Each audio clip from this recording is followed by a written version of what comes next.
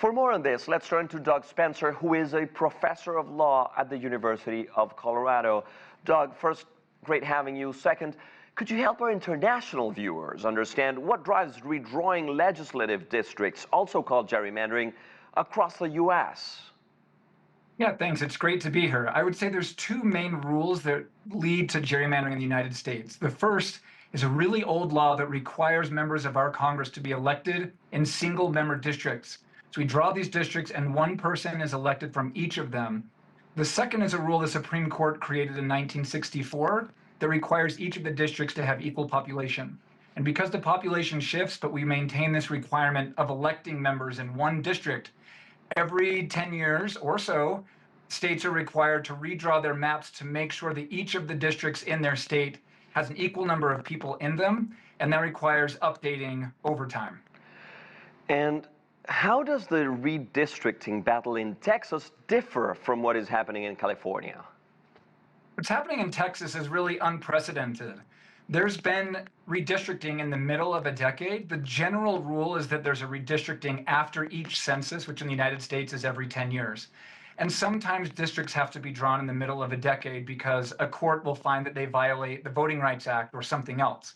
But in this case in Texas, the President of the United States has called the state leaders and said, I need you to do me a favor. I need you to change your maps that might jeopardize your own state political party to benefit me and the national party come November for the midterm elections. California has reacted to that. California was not asked to do this by the federal government and probably would not have done this without Texas. So Texas really was the first domino that has started this escalating battle. And we're talking also about gerrymandering and this practice of trying to shape these districts according to party affiliation or voting trends, right, that would benefit either party. I have a question, because this is an old practice in U.S. politics. Actually, the gerrymandering terms comes from centuries, from many decades ago.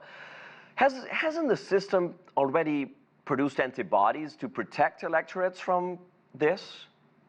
There's been two really important antibodies that have stopped gerrymandering. The first is the creation of independent redistricting commissions. It takes redistricting away from the political branches, which is what we've seen in Texas. The political branches are being very political.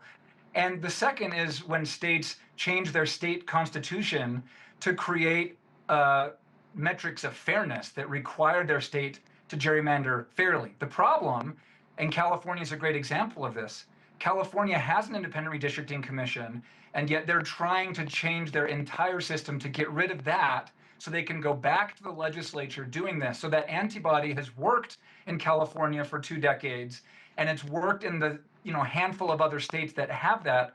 But in this moment, that antibody is proving not up to the task, perhaps, and it may not be strong enough to quell the political pressures that are coming onto the system. And Doug, what impact is expected on the balance of power in Congress, and how will this work? Because at the end of the day, the extra representatives from Texas or California or any other state need to be voted, right? Voters could choose someone else. Exactly. So you heard Governor Newsom say that Texas was going to create 5 seats for Republicans and California is going to try to create 5 seats for Democrats. But nobody knows who's going to be elected from those districts. Trump and the Texans hope that the 5 districts that they've drawn will elect Republicans. And they will if the same people turn out in 2026 who turned out in 2024. But there was a large number of Hispanic voters that voted for Trump in 2024. It was a big news story.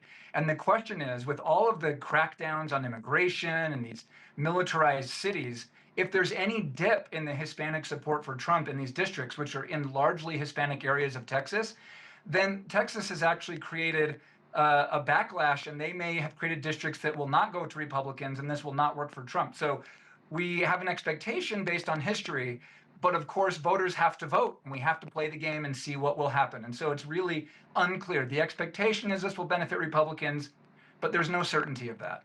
And Doug, what should be done to protect voters in the future in these or other states where this may happen?